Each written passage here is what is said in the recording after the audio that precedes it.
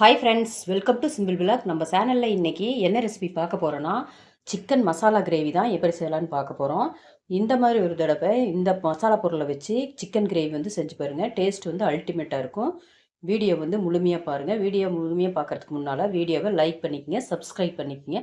வாங்க வீடியோக்குள்ளே போய் இந்த டேஸ்ட்டான சிக்கன் கிரேவி எப்படி செய்யலான்னு பார்க்கலாம்.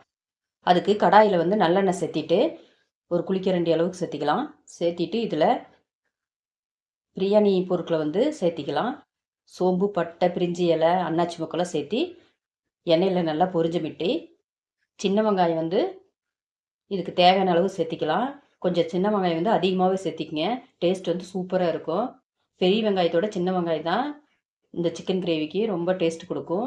இப்போது வரமிளகாய் 2 வந்து கிள்ளி சேர்த்திட்டு இதோட கருவேப்பிலையும் சேர்த்திட்டு நல்லா கண்ணாடி பதத்துக்கு வந்து வெங்காயம் வதங்கி வந்துட வேணும். இப்போ இஞ்சி பூண்டு பேஸ்ட்டு ஒரு 2 டீஸ்பூன் சேர்த்திக்கலாம். சேர்த்திட்டு அதையும் எண்ணெயில் வந்து வதக்கிட்டு இதோட சிக்கன் மசாலா வந்து 2 டேபிள் ஸ்பூன் சேர்த்திக்கலாம். கரம் மசாலா பொடி வந்து ஒரு அரை டீஸ்பூன் வந்து இதில் சேர்த்திக்கலாம். மல்லிப்பொடி வந்து ஒரு டேபிள் ஸ்பூன் சேர்த்திட்டு மஞ்சத்தூள் வந்து அரை டீஸ்பூன் சேர்த்திக்கலாம்.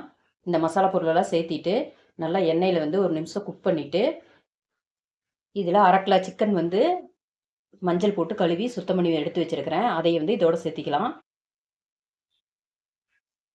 சிக்கனை சேர்த்திட்டு நல்லா மிக்ஸ் பண்ணி விட்டுட்டு தண்ணி சேர்க்கக்கூடாது. தண்ணி சேர்க்காம மூடி போட்டு ஒரு நிமிஷம் நல்லா வதக்கிக்கலாம். நல்லா எண்ணெயிலேயே பூண்டு மணத்தோட நல்லா வதங்கி வரும்போது டேஸ்ட் வந்து சூப்பராக இருக்கும். இப்போ வந்து தேவையான அளவு தண்ணி சேர்த்திக்கலாம். கொஞ்சமாக தண்ணி சேர்த்துனாவே போதும். ஏன்னா சிக்கனும் தண்ணி விடுறதுனால கரெக்டான அளவு சேர்த்திட்டு இதுக்கு தேவையான அளவு கல்லுப்பு சேர்த்திட்டு நல்லா மிக்ஸ் பண்ணி விட்டுக்கலாம். இந்த மசாலா பொருள்லாம் நீங்கள் எந்த அளவுக்கு சிக்கன் எடுத்துருக்கிறீங்களோ அந்த அளவுக்கு கூட்டவோ குறைக்கவோ செஞ்சுக்கங்க. இப்போது நல்லா மிக்ஸ் பண்ணிவிட்டு ஒரு மூடி போட்டு குக் பண்ணிக்கலாம்.